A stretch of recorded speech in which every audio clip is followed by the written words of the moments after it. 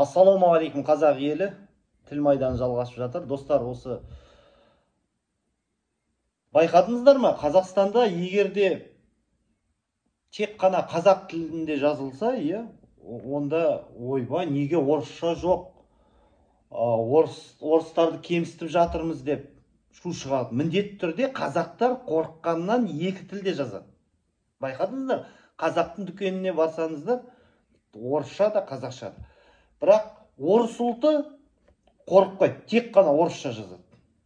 Магазин, солнышко, добро пожаловать, қазақша жазбайды.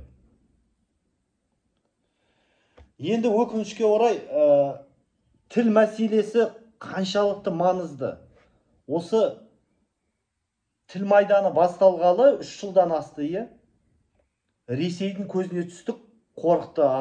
Мынау балалар, мынау жастар бүкіл қазақты оятатын түрі бар. Сосын қудалады. Сондықтан қазақ жастар бас қосайық. Біздің қозғалысқа қосылыңыздар. Есігіміз ашық. Менің WhatsApp номерім +380 680 25 27 25. Бірінші делегаттар осы көктемде келді. Батыстен, оңтүстіктен, солтүстіктен, шығыстан.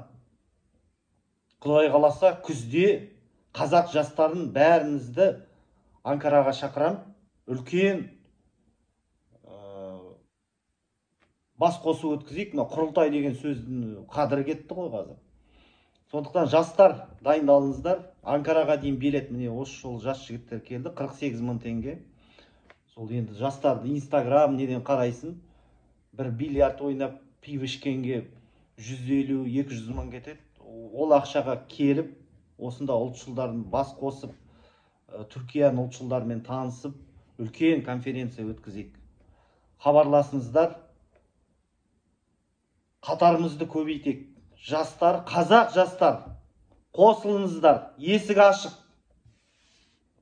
Біздің ұранымыз бір тіл, бір мемлекет.